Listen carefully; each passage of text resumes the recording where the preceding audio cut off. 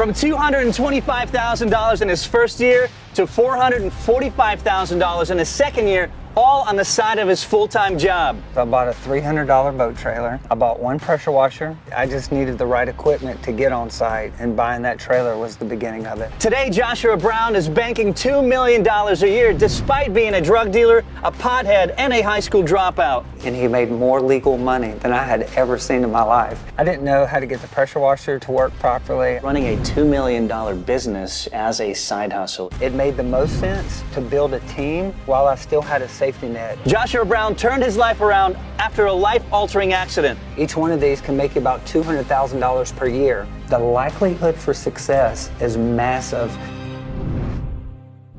Joshua, we'd love to jump straight into how you built this $2 million empire, right, while having a full-time job. But before we do that, I think it would be an injustice to our viewers if we don't touch on your story, who you were as a young kid growing up, as a young adult, and how that shaped you who you are today. Yeah, so at the age of 2, my mom was actually adopted from Kalamazoo, Michigan. She didn't have a great story. Her dad would go to prison for some of the things he was doing to her at the age of 13. Wow. And then her mom was addicted to alcohol and pain medication. By the time that she's 15, she ends up getting pregnant with me from a 21-year-old. And when he found out that he was pregnant with me, he offered to pay for my abortion, but not be in my life.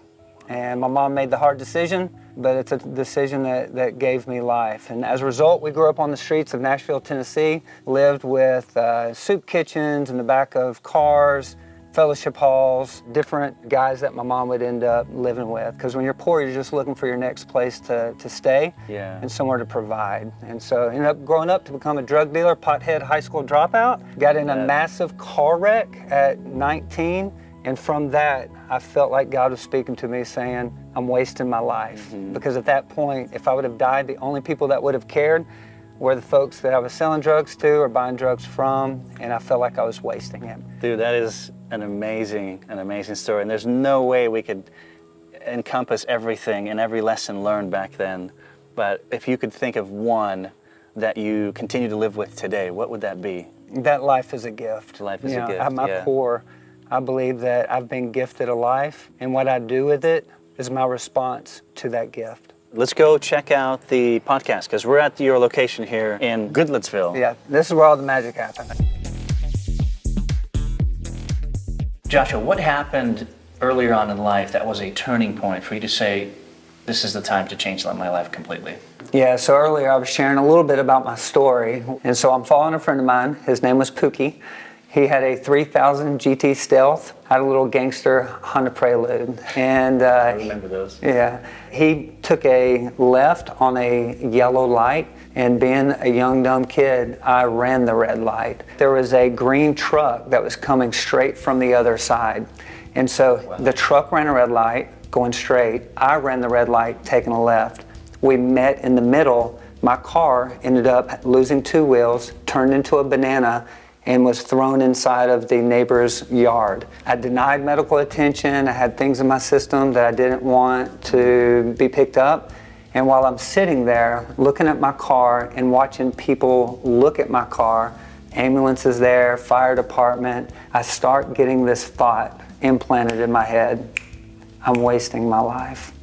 If I would have died in that car wreck, I was making an impact on no one. And so this thought of impact drives me today. And so, part of the model that we have here is let's make an income while we're making an impact. And so it really goes back to that life-changing car wreck story. So at which point does the business come into your life? You're 19, this happens, you take a big turn. Years later. Years, okay. And so I was in ministry for about 22 years.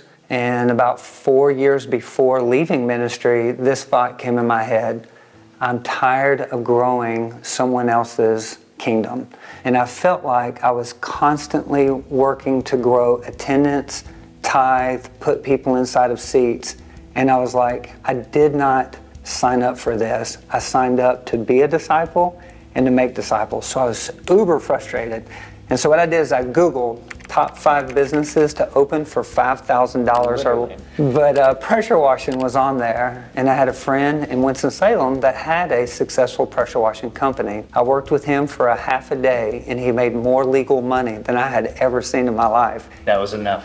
He made $800 in 4 hours, and I'm like, dude, I have to work Papa John's, Uber, and Lyft just to make $800, in a week. So he inspired you. He inspired He had a big me. role in it. Yeah, he inspired me, and he helped me build a trailer, brought it back here to Nashville, played with it because I wasn't confident, and the next thing you know, we go from 225 to 443 to 780 to almost $1 million in year 4. That is wild. You guys running a $2 million business as a side hustle. If you are clocking in still, but just dreaming big, keep watching because Joshua's got your roadmap. I want to switch gears here a little bit and head over to the store where you source all your supplies, all the chemicals, everything you need for the business. Yeah, it's essential. If you're trying to grow and scale a pressure washing company, you need a who to help you learn all the tools, what chemicals to use, and I can't be more excited than to introduce to you who we use. Awesome, let's do it.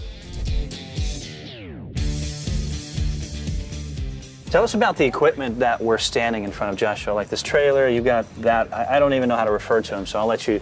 Yeah, inside of growing a company, you may want to start off on a lower budget, and that would be a trailer, and that's actually what you have here. And This thing here? Yeah, whatever you're thinking about pressure washing, I don't want you to think like pulling a pressure washer, hooking it into a home, That's and what I then think just of. blowing it away. It's way more sexier than that. And so Nice. this is called a bumper tank. Good choice You of can- words. Yeah, you can fill this up with water and carry it with you on site, and then it ends up feeding your pressure washer. So a pressure washer like this might be $35,000 to $4,000 depending on where wow. you're at. But this pressure washer is going to make you a ton of money. Each one of these can make you about $200,000 per year. Why? How so? Because it saves you time. If you invest in your equipment's going to invest in your time. The quickest way to make money is to save time. And so you can actually clean 4 houses a day with this setup here. And if you're charging $300 a job, you're making $1,200 with this rig right here. This right here is called a chemical tank. You can bring whatever type of soap that you need to use, and it's actually fed into the chemical injector of this hose right here. So you've got a water tank, Yeah. a chemical tank, and then it feeds and all comes out of this. And it's soft washing, it's not pressure washing. What would this cost me, this whole setup here? This whole setup might be about $15K, depending on where you're at. But remember, that $15K can end up bringing in $200,000 a year. So tell us where we're going next. Yeah, as you grow a business, sometimes you got to figure out when's the right time to market across the broad spectrum. And next, I'm so excited to share with you our relationship with Fox 17 News. So we're going to their headquarters? We're going to their headquarters. Dude, I've never been to a news agency, so I'm excited. Let's go check it out. Yep. All right, guys, we are at the Fox 17 studio here in Nashville. One of your best relationships network here, right? Yeah, things would not be the same without this relationship right here. Dude, that's awesome. Let's go inside and continue the conversation. When did you first start advertising? And walk us through the evolution of where you are today with it. Well, you're always advertising, and so know wherever you are, people are watching. And so in scaling and growing the company, the first thing that we needed was a nice website. And so I invested in a nice looking YouTube type video of us cleaning this massive house. That was the most beautiful house that we had ever had the opportunity to clean. But through growing and scaling the business, we have wasted a ton of money on advertising. And it isn't until you have tried a bunch of different sources for marketing that you end up realizing, where should I be spending the majority of my money?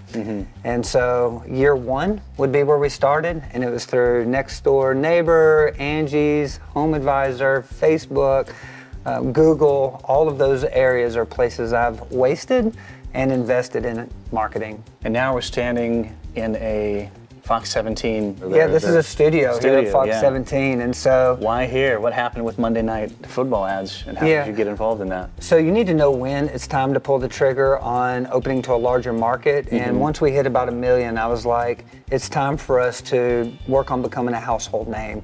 And so inside of our industry, OTT and broadcasting made a lot of sense. So we started advertising on the news. And then we started advertising in Monday Night Football and some college football. And the next thing you know, our sales team would show up and people would say, hey, we saw you on Monday Night Football. And so we just ended up building a great relationship and reputation inside of our city. How did you find customers early on in the business? Yeah, one of the first things I did is I got door hangers. And so when I'm coaching or encouraging a new person who's starting their pressure washing company, get a sexy looking door hanger and then put it up all around town. And so everywhere you go, have business cards, door hangers, talk about it, you're going to get work. Any crazy stories about your first customer, whether it was a residential or a commercial?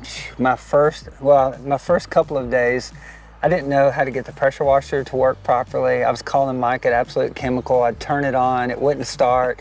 There'd be gas issues. I didn't keep my cans covered, so I'd have water. How did this guy get into the business? I have water that's in my cans. Like, I didn't know what an O-ring was when it comes to pressure washing. And so all of those challenges are things you can work through if you're gritty. Let's take a quick break from Joshua's pressure washing business and focus on yours. You guys seen the $1 million potential in this business. You've seen what kind of person Joshua is. And most importantly, you've seen the fact that Joshua made it against all odds. Yeah, and so I want you to imagine taking all the information that we've learned from our sales team to our operations, us putting it inside of a blueprint and giving you everything that you need to grow and scale a pressure washing company. If that excites you as much as it does me, you don't want to miss this free masterclass that we've created together with Joshua. It's a perfect blueprint on how you can start, build, and grow your own pressure washing business. The link is in the description below. You guys know what to do. Don't wait. Where are we? This is a gorgeous place. I haven't been to Tennessee many times, but man, driving through here, beautiful countryside, fields. What's significant about this place? It's a mansion and one of the largest homes in White House. And so it's just a beautiful place. And what makes it special to us is that when it was purchased, the new owner was asking around saying, hey, do y'all know anybody that can clean this house? I'm wanting to paint it. And I had just started my business maybe 6 months prior. But the gentleman he asked, I bought my beef from, and he was a cattleman. He was like, yeah, you want to try Brown's pressure washing? And we were nowhere near where we are today. But when they invited us over, there was no job we would say no to. And this house that you guys are going to see today had vines all over it, and we had no idea what we were getting ourselves into. And when we looked at this house, we were like, if we could just get a video of us cleaning this house and then share it with everyone, they're gonna think we're legit. That's cool. All right, let's go back to what did it cost you to start Brown's Pressure Washing? Yeah. Just the hardcore details. Yeah, hardcore details is I bought a $300 boat trailer, all right, converted it to a flat bed. It cost me $300. I bought one pressure washer, $3,500, a hose reel, some hoses, a water tank, and a chemical tank. I was all in right around $5K to start the business. That's crazy. You got a trailer for $300, but you got a pressure washer for $3,500. Yeah, because time is money. Quite whacked up there. It's time is money, and it didn't matter how it got on site. I just needed the right equipment to get on site, and buying that trailer was the beginning of it. With costs where they are today, Joshua, what do you think it would take for someone with little to no money to get going? So some guys make what I would say is a mistake, and they don't invest in their equipment. They try to buy maybe marketing. They try to invest in maybe a wrap, which is all great, but if you only have a little bit of money, make sure you invest in great equipment. Your equipment will determine how fast you're able to get through a job. I like that. Everything else will happen over time. As you're making money, doing 3 or 4 jobs a day, then save that money and reinvest it in your vehicle, in your wrap, in your skids. Auxiliary things. Yeah. How do you make sure all your customers have a wonderful experience? And also on the flip side, if you have an unhappy customer, what is the process for making sure that that's properly resolved? Well, because I don't pressure wash every home, it's important that we have a system that's set up for success. And about 2.5 years ago, we transitioned the company into what's called performance-based pay. Mm-hmm. Have you heard of this? Absolutely, yeah. And so instead of paying a day pay or hourly pay, we chose to make it a performance-based pay. And so you get paid based off the work that you provide, and also certain metrics that we want to bonus in. So no callbacks, being able to collect money while you're there, getting a 5-star review, no damages on the home. If you hit those metrics, we give you more pay. Well, if I end up paying you to do a good job and you make more money by not getting a callback or not doing any damages and getting a 5-star review, you're going to do everything you can. And guess what happens if that customer calls back? Who's going out there? When it's negative? Yeah, so a customer calls back. That person. I'm not going out Yeah, there. you didn't do the job. You send your employees. Our team members are Your team, going out yeah. there. Yeah, so if you know that you have to come back out if you do a bad job, I see your point, you're yeah. following up with it. And so some of the things we make sure that we do before we leave is we take before photos and after photos. Very smart. We send them to the customer if they're not home, and we let them know how things went.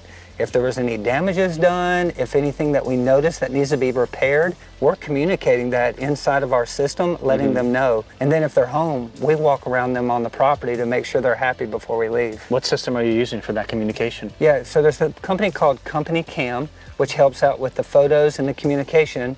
And then your CRM can also integrate with Company Cam, which for us is House Call Pro. Gotcha. And so between all of that integration, it helps us have clear, constant communication.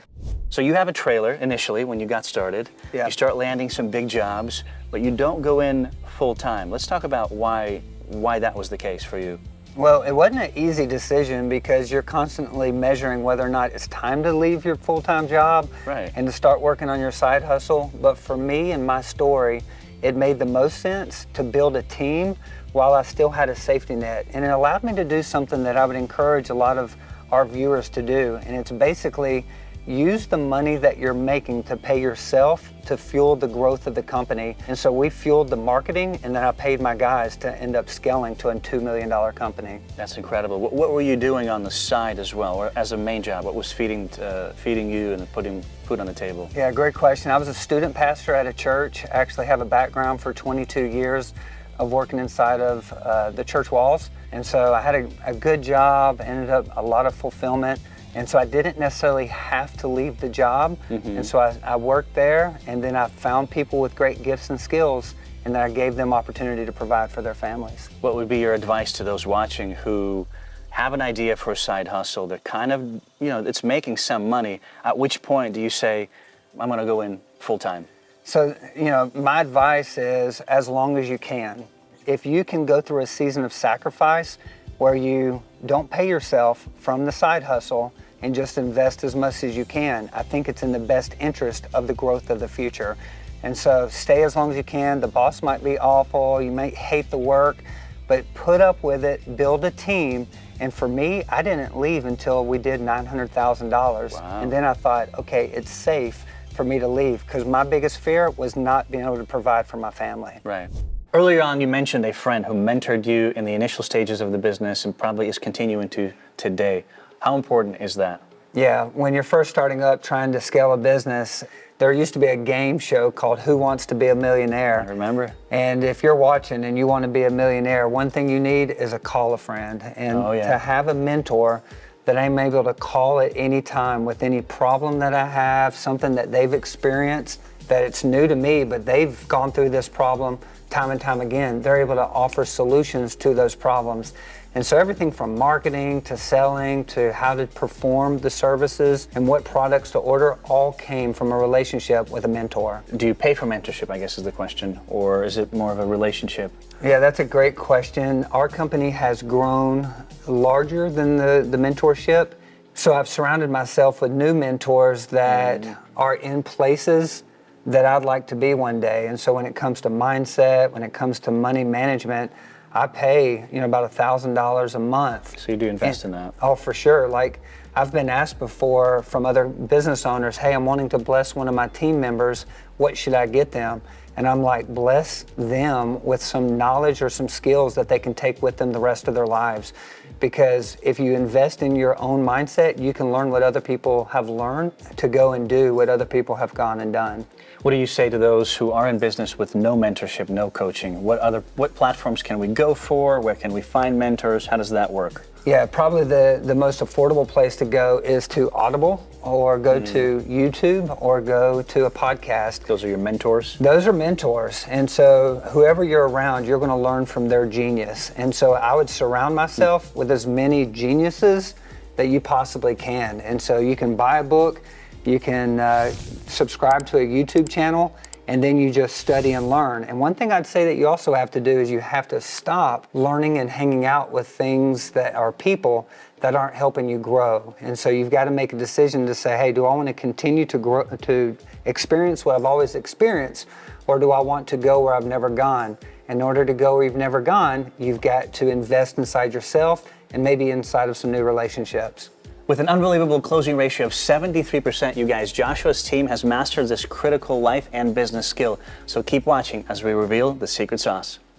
How did you manage time between expanding, running your business, and then working full-time at the same moment? Like time management skills, share some with us. Yeah, well, you have to learn how to give up in order to go up. And so if you're going to grow a business, you have to be ready to kill anything that takes time away from you. Not easy to do. Not easy to do, and you have to learn to make 2 hours 6 hours. Talk to us, elaborate more on that. Yeah, and so you have a circadian rhythm. For every 1 hour you fall asleep before midnight, it's worth 2 hours of recovery.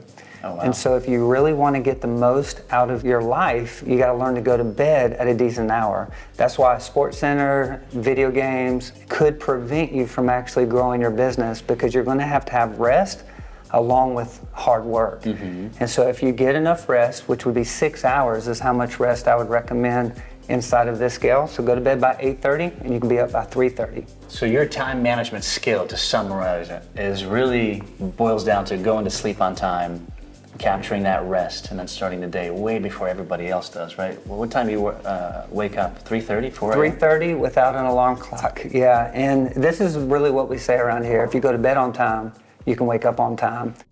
You've mentioned earlier spending on Google Ads. Who's doing that for you in the company? Who started? Who's doing that now? What have you learned through the process to maximize that investment? You know how sometimes you think you can do everything? Oh, absolutely. And so to start out, I did it all. And I was spending $9,000 to $10,000 a month in year 3 and 4. Yourself? Myself doing Google Ads. And I ended up meeting a who that was responsible for about $4 to $5 million of Google Ads.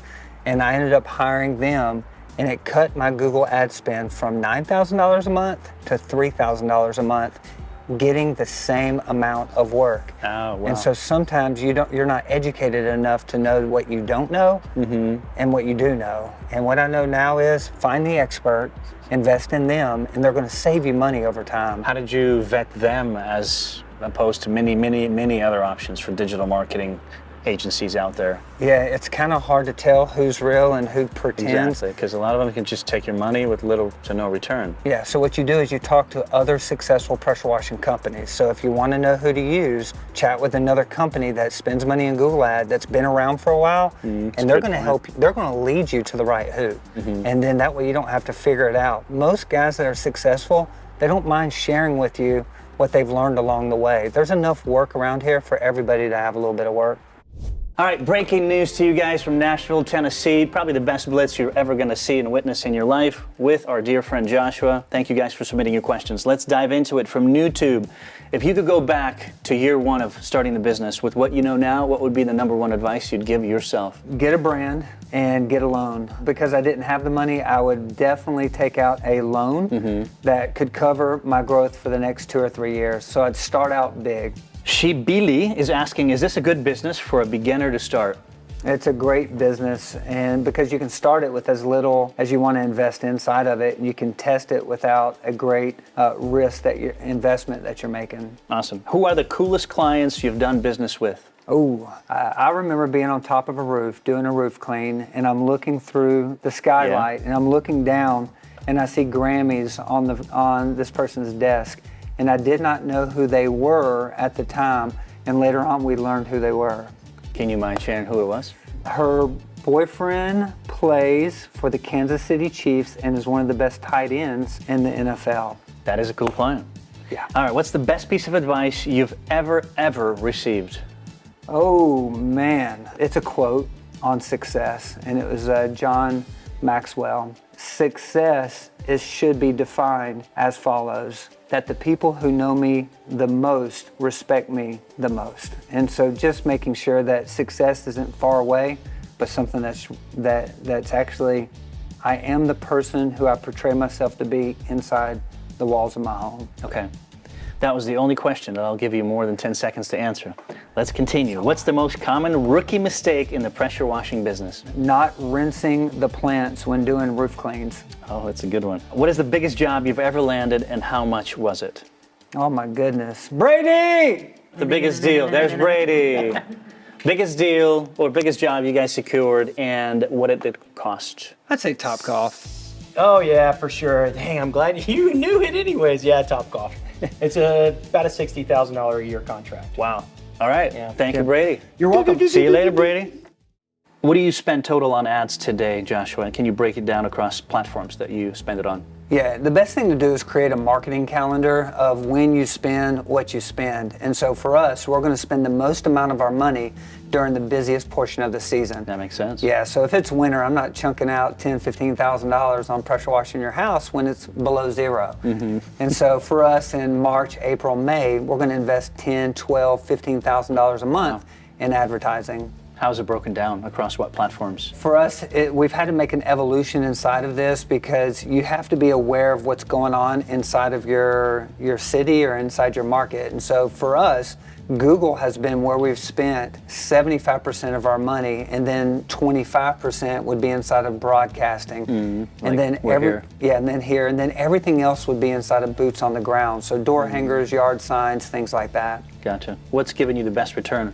Probably Google, but does that mean you just look good on Google, or are you paying per clicks? Can you break it down a little bit more on the Google side of things? Yeah, so we pay about $6 to $7 per click, and then we have a return of about $80 per conversion, which Nice. sounds like a lot. But when you end up winning a job, you end up winning that job year after year after year, and it doesn't cost you as much next time. And so that's about our average on Google. But the best form of advertising is really word of mouth and like yard signs. And so a well-placed $6 yard sign can end up bringing you a ton of work.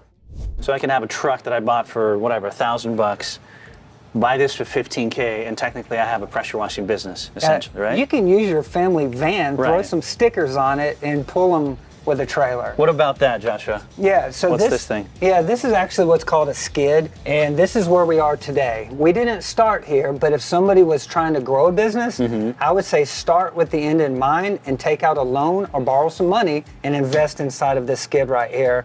It's so much easier to put this in the back of a truck than to pull this trailer around and then back it up on site. And so the efficiency of this skid is going to end up saving you more time, Yeah. which your time is money. And so this would be about $22,000. So you're looking at about $7,000 or $8,000 more dollars Right. for something like this. But you can drop this inside of a truck. You can take your truck, throw a wrap on it, and all of a sudden you're one of the most sexy companies in all your city. Boom, no better way to say it.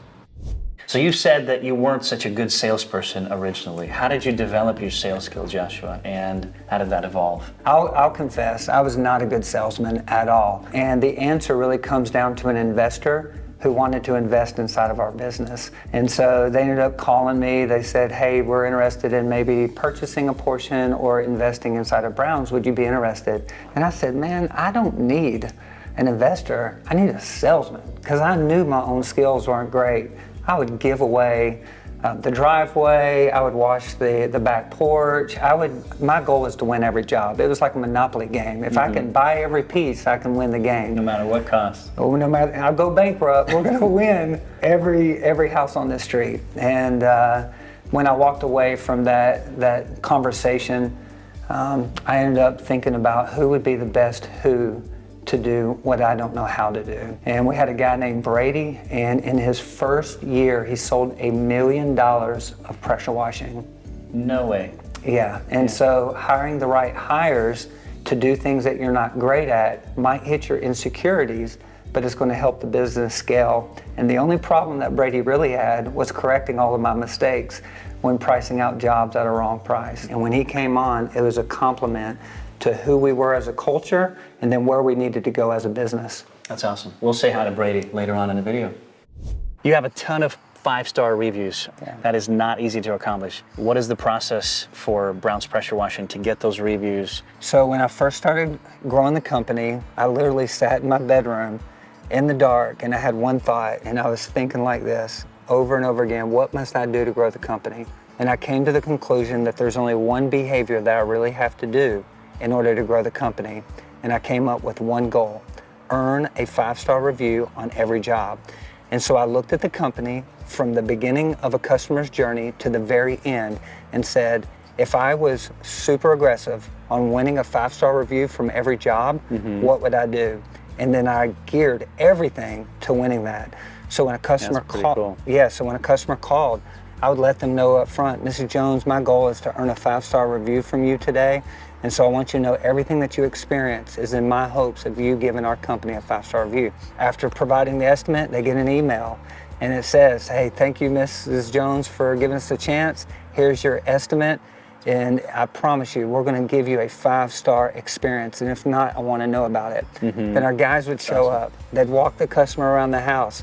And they would say, hey, I want to give you a 5-star service today. So it's over and over, implanted here and there. And at the very end, they get an email, and then they also get a little flyer that says, hey, if I did a good job today, would you mind scanning the QR code, providing us with a 5-star review? And then we would pay our guys a bonus if they got a 5-star review. Okay, so there's incentive there. Yeah, and so if you're only thinking about pressure washing, if you're only thinking about getting paid, it prevents you from the greater, and that's earning a 5-star review. So our 5-star review process is somewhere around 40% of every customer ends up providing us a review. This past summer, we've had weeks where we've had 50 reviews in 1 week. Oh, wow.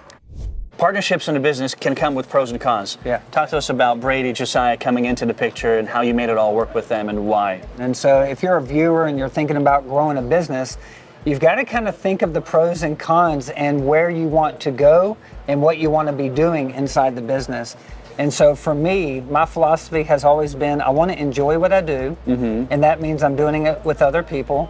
And then I'd rather have a little bit of a big of a lot than to have a lot of a little. And one thing that we do is trail running and cross country. And inside of it, it's like you can either run fast by yourself or you can run far together. I land with the principle, I want to go far with a group of people, make some memories. Everyone ends up winning inside of that format. What's a challenge is knowing who to trust and who not to trust. And so before you make a deal, you want to spend a lot of time with that individual determining, do I believe that this person has the character that I want to be connected with over the next 5, 10, 15, 20 years? Because it's not about competencies for me, it's about character. And so I spent a lot of time evaluating who they were, not what they did. Got it. And I would, both Brady and Josiah were the type of people that I could trust and do life with for a long time. What is the best thing about being an entrepreneur? Really, at this point in time, you know, I went through a season of sacrifice. So if you start a business, there's going to be times where you don't have any time. But if you scale with other people, it's going to free you up from being on site, selling all the time. You met Brady and Josiah, phenomenal people. Absolutely. So I've been able to provide them with work, and then I'm able to play a little bit more with my time and then do things I'm excited about, which means growing the company. I really enjoy scaling, and so that frees me up. What's the most extravagant thing you've bought so far in life? So year one was the first time I ever had any money whatsoever, and I bought the most extravagant thing I had ever seen, a big green egg. The XL kind. Oh yeah. Yeah, big. You talking about the grillers? The big grill. Yeah. So like I love a good steak and cooking chicken, and so when I bought this big green egg, and you got to remember, I didn't always have a little bit of cash on the side, so a big green egg was like I just hit the jackpot. What did it cost you? It was like $1,500, but it was a $3,000 buy. I bought it on sale from somebody else. But listen, for me, not having any money, growing up drug dealer, pothead, high school dropout, to be able to spend money on anything was like, I've never had it. I had 4 kids at that time. And so now the things I spend money on are trips. Brady and I took a trip and we had the time of our life in Seattle, Washington. And we ended up climbing the mountain. So For me, experiences is what I like to invest in. Josiah and I, we went to Austin, ran a Spartan race.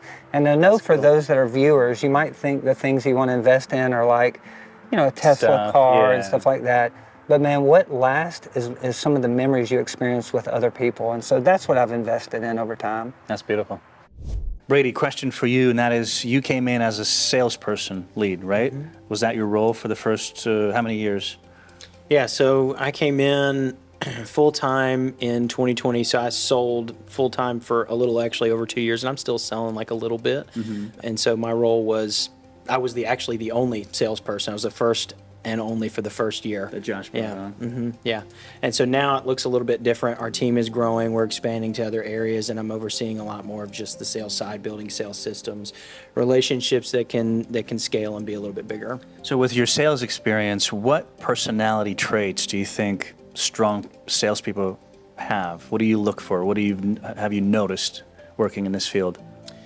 Coachable, man. Mm-hmm. Being coachable. I think a lot of times as salespeople, it's easy to think, I've got it all figured out. And I know I'm a great salesperson.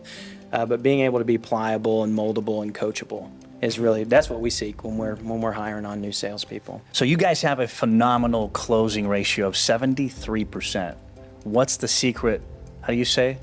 The secret sauce? Yeah. So what is the secret sauce? So the sauce for us, man, is one, likability. You got to be likable. You got to be able to get quick rapport, because typically for us, you're moving through several estimates a day. You got to be able to build rapport really quickly. Mm-hmm. And so likability is huge in that. But we do have a system that we've developed called the 3 C's, which is constant, clear communication. Basically, it starts from the top down at the beginning of your day. Before you ever arrive on site, the customer's already heard from you like 3 or 4 times. So a lot of the ice has already been broken. Some of the selling is done in the small little details like that, which gives you an ability to just get on site, listen to the customer, ask questions, and figure out what they're actually looking for. Awesome.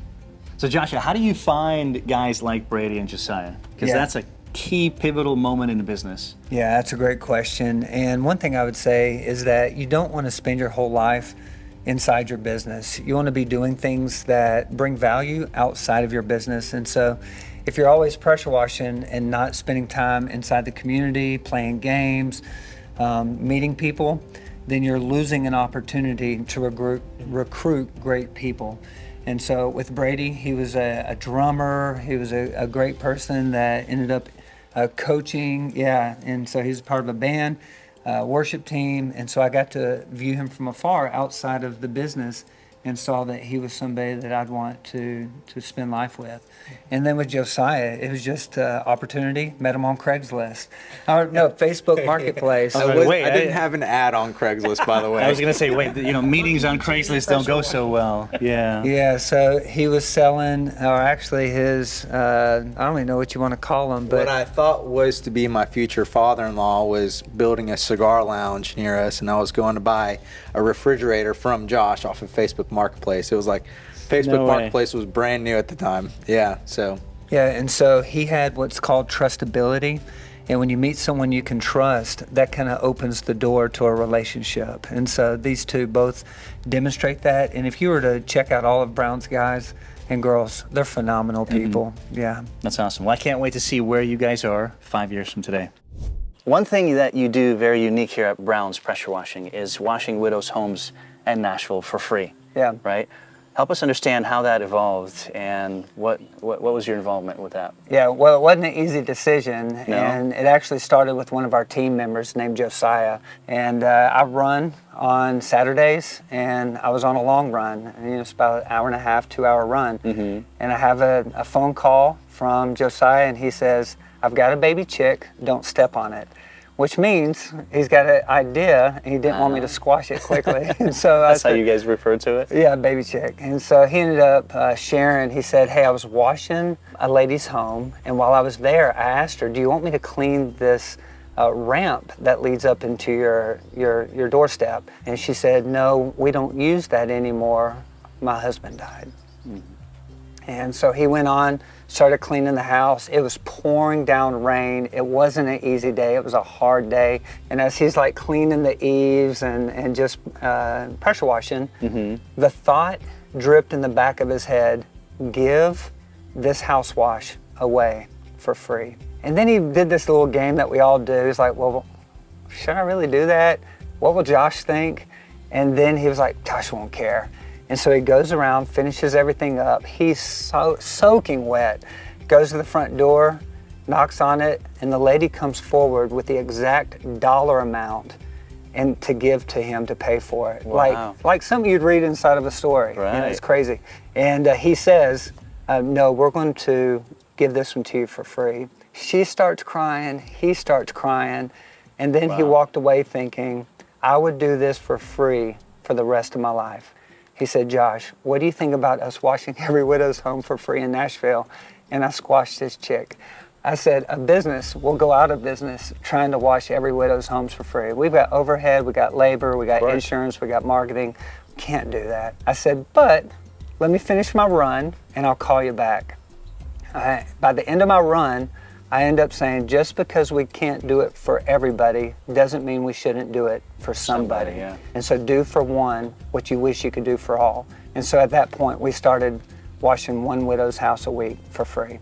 And now we've kind of made it a part of our company. We've shot commercials, Monday Night Football here in Nashville. Solely around this idea. Around this giving back. idea, yes. In Nashville, we need your help. We're trying to nominate, donate, and sponsor so widows here in Nashville for free. And so it's part of our company's DNA. And it's amazing the reputation you build when you're cleaning somebody's house and don't want anything in return. They end up telling other people, and we have so many great stories as a result of starting that initiative. Yeah, best form of marketing in a sense, right? It just speaks for itself. There's your reputation. Right. So what would be your advice for those in a business or running a successful business, but they're not involved in the community as much? Where can they start to be involved, give back? Yeah, the first thing I wouldn't do is try to do what we do. You need to be true to who you are. Yeah. So find something you're passionate about, something that you can enjoy. If you've got kids at a school, maybe you clean the parking lot, or maybe you clean the playground. If veterans are a spot that's really sensitive inside of your story or your life, Right. take care of veterans. Like, be true to who you are, but do some good, because you're not here just to make money. You're here to make an impact. So pick out something in your community that you can be passionate about and you're giving to without receiving from. Let's talk about you, Josiah. What do you do for the company? How you guys work together? Yeah, so I oversee all of the operations for Brown's Pressure Washing, and work very closely with Brady and Joshua here. And so I'm very excited to be a part of the journey. It's always like an adventure. Every single day is something new. But yeah, so I've been here for about 6.5 years, I would say. So worked about 5 years inside of that. I think Josh originally offered this position to me, or this spot inside of ownership, when I was 19, I would say, 18, 19 years old. And at that point, 5 years is like, that's like more than a quarter of the life that you've already lived. And so making a 5-year decision was like not anywhere that I had ever practiced. Yeah. And so it was a heavy decision for me, even though it was the right decision, but ended up choosing to commit to the 5 years, and I'm so glad I did. Where was your heart about it that made it enticing, made it want you to take it and stay with it for the long haul? What did it boil down to? Yeah, I mean, it's always been a journey ever since, but from the very beginning, I'd always wanted to own a pressure washing business. I'd actually started one before I met Josh, and it was a total failing business. I was doing Learning stuff for free, but it was always something that I wanted to do, and I really appreciated working with Joshua. He was someone that I really respected and honored, and so to be in partnership with him was like, it was a win-win. Awesome. Large corporate clients. Let's talk about that. Well, for us, it all started in the residential. And so some business owners, they go straight after the large commercial clients, which is a good game plan. Yeah. Would you rather clean a $50,000 property or 100 $5,000 pieces of property? Go big or go home. The way you get to the $500 or the $50,000 jobs is you take care of the residentials. And one customer particularly, I was very new on, just started my business. I was cleaning their house and ended up breaking a vent that was up at the top of their soffits. Uh-oh. And when it fell down and broke, I had a decision to make. Do I tell them and let them know? Do I duct tape it? Or do I grab it, hide it in the truck somewhere, and then go on with my day? But because of who you are, where you are, I went to the customer, shared with them this issue. I knew nothing about who they were, what they were connected to.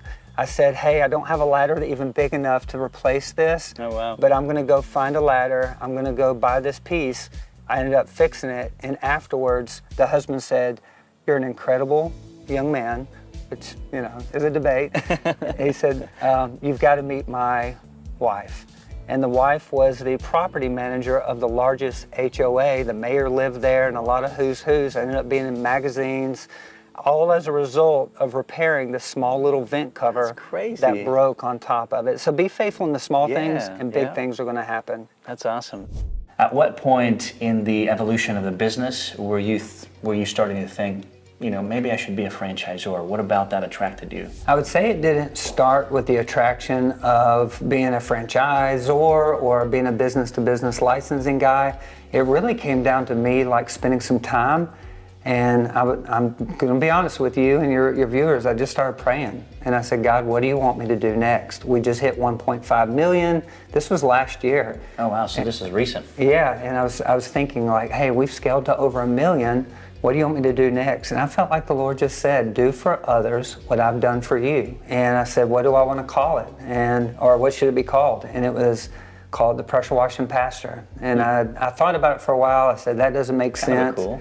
Yeah, I thought it was neat, but I then had to do hard work and say, hey, am I marketing a position of pastor? I really had to process through it because I didn't want to use a term for the benefit for marketing. I wanted to make sure it was legit and could actually like work. Like, does that even make sense to say something like that? But as I considered it, doing for others what has happened to me, it became more and more attractive. And so we just opened up this year, Become a Browns. And we've had 3 other locations open up in this past year that we couldn't be more excited about. But we're interested in partnering with other people in other cities that might be interested in being a Browns. How do you ensure the success of your franchisees? Just in a nutshell, I know we can talk a whole day about that. But. Well, I would say your success is not determined by me, but it's determined by the individuals that you surround yourself with. And so you are 80% likely to fail if you start a new business within 5 years. You're 80% likely to succeed if you join together with either a B2B license or a franchise. And so the science is right there. When you surround yourself with a blueprint, with accountability, and with people that have done what you're trying to do, the likelihood for success is massive. And I would say, like, if you're just a gambling man and you had to gamble between starting your own or joining a company or a brand, join the brand because they've already done what you're trying to do. And then you're surrounding yourself with great people that are going to encourage you to be your best when you're not. So if somebody wanted to be part of your business, part of your team, an incredible story, what can they do to do that? Well, I'll be upfront, it's not easy, but if you're selected, it's going to be a great time. And so what I would encourage your viewers is to check out our website, Pressure Washing Pastors. We've actually have created a relationship with UpFlip, right, where we're creating video courses, boot camps, and also B2B licensing and franchising opportunities through this new relationship. So visit the website, connect with UpFlip, and I'd love to have a conversation with them. What are the typical profit margins for a pressure washing industry across all the services you offer? Just blend it in. Yeah, 20% just across the board. Now, the smaller you are, the higher the profits. The larger you are, the smaller overhead. the profits. Right. Yeah. What are the most profitable services that you offer? Well, it's one that you would never think about, but it's actually Christmas lights. Really? Yeah. I would never think about that because we're talking about pressure washing. Yeah, but there are clients that absolutely love Christmas. They love being able to glow their house and experience joy. There's a lot of euphoria inside of it. And so once you purchase the Christmas lights, for the next 3 or 4 years, you don't have to purchase them again. And that 40% of cost of product is then profit. So you go from a 10 to 15% profit margin to like a 50% profit margin. Walk me through an example of the Christmas light setup. So I have a house that's 2,300 square feet, 2-story high. What would be the approach and cost to me, and how would it work? I'm just really interested. The first thing we'd do, we'd come to you and say, hey, what are you thinking about doing? Okay, extravaganza. And then your wife knows, you know, that she's got a picture, she saw it on Instagram, she's like, we want our house to look like this. Okay. So you count the bushes, you count the trees, you end up putting whether or not the strand of lights of how far apart they go, you measure it all out, and it might be a $1,500 to $2,000 job by the time that you're done. Up front to me, right? Yes, and so your cost on an average ticket for Christmas lights is around $1,500. We own the lights. Oh, you own the lights. Yeah, I just pay for them. And you just pay for them. And this is industry standard. Really? We keep them, and then we'll give you services next year, and it's the same price, maybe a tweak smidge of savings. Gotcha. But we actually get to keep the lights for the next 3 to 4 years until you have to replace them.